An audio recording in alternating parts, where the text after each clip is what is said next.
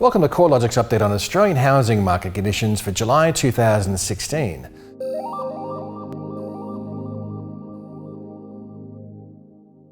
The pace of capital gains showed some moderation over the month of June, slowing to 0.5% after CoreLogic's home value index surged by a total of 3.3% over the previous 2 months.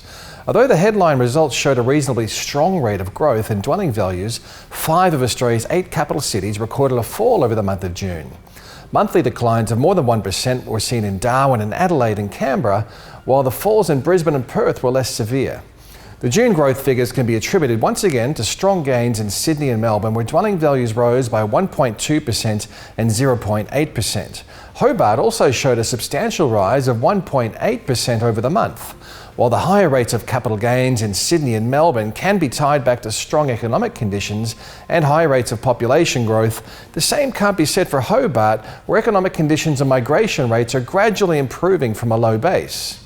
The rise in capital city dwelling values in June has pushed the year-to-date growth figure up to 5.5%, which is slightly higher than the 5.1% increase recorded over the first half of 2015. With the recent surge in monthly growth, the annual pace of capital gains has rebounded from a recent low of 6.4% earlier this year to reach 8.3%. However, the annual trend remains well below the peak of 11.1% seen in July last year. While home values are continuing to rise, rental markets are experiencing very different conditions.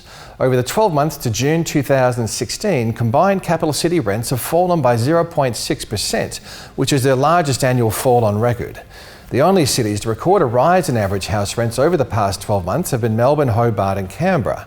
The remaining capital cities all saw rents fall over the past 12 months, with the largest declines in Darwin and Perth, where average weekly house rents were down by 12.9% and by 8.7% respectively. With home values rising and rental rates contracting, investment rental yields have compressed to new record lows in June. Capital city gross rental yields are currently recorded at 3.3%, down from 3.6% a year earlier. The Hobart unit market's the only capital city to record a rise in rental yields over the past year, thanks to a strong rise in weekly rents over the past 12 months. Sydney and Melbourne are showing the lowest rental yields of any capital city, with houses providing an average gross yield around the 3% mark in both cities, while unit yields are slightly higher, averaging about 4%. The lowest yield scenario implies that most investors would be experiencing a negative cash flow situation on their investment properties, at least over the first few years of ownership. In a sign that buyers might be finally getting some leverage back in the marketplace, the average selling time is now starting to move higher across the capital cities index.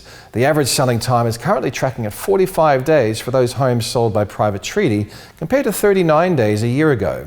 One of the largest jumps in average selling time is in Sydney, where the average sale period has extended from 26 days a year ago to 40 days.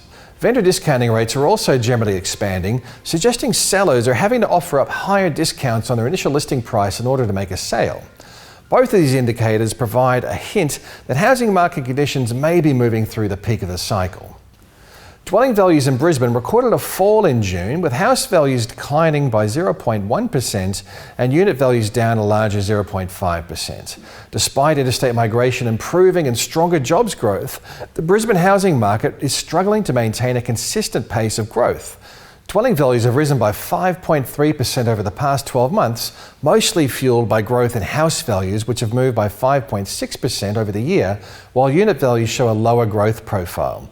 Despite the low rate of capital gains across the Brisbane unit market, gross rental yields are the second highest of any capital city at 5.2%, which may be attractive for investment into this marketplace going forward. The growth cycle has now been running consistently for 4 years, taking capital city dwelling values 37.3% higher over the cycle to date. Sydney has well and truly outpaced all other capital cities for appreciation and dwelling values, recording a 59.3% capital gain over the cycle to date. Melbourne dwelling values are 40.5% higher, with the next best performing capital city being Brisbane, with a much lower growth rate of 18.3%. Such a strong and sustained rate of appreciation has pushed rental yields to a new record low and caused a deterioration in affordability, especially in Sydney and Melbourne, where the pace of capital gains has been remarkably high. The June reduction in the monthly rate of growth is likely to be very much welcomed by federal and state government policymakers and regulators who may have been becoming concerned about a sustained rebound in capital gains. In our view, the rate of capital gain is likely to decelerate further over the remainder of the year due to a range of factors, including affordability constraints, low rental yields, and a growing acceptance that the growth cycle is likely to be at or close to its peak. Recent dwelling price to income measures released by CoreLogic using household income data from the Australian National University show Sydney's dwelling price to income ratio has reached 8.2, indicating that dwelling prices are now 8.2 times higher than annual household incomes. Melbourne shows a healthier affordability index compared with Sydney's. However, dwelling prices remain 6.8 times higher than household incomes. As the year progresses, further interest rate cuts are likely, which could bring mortgage rates down even further. Whether lower mortgage rates will stimulate the housing market is yet to be seen. However, a rebound in home value appreciation is likely to be on the regulatory radar.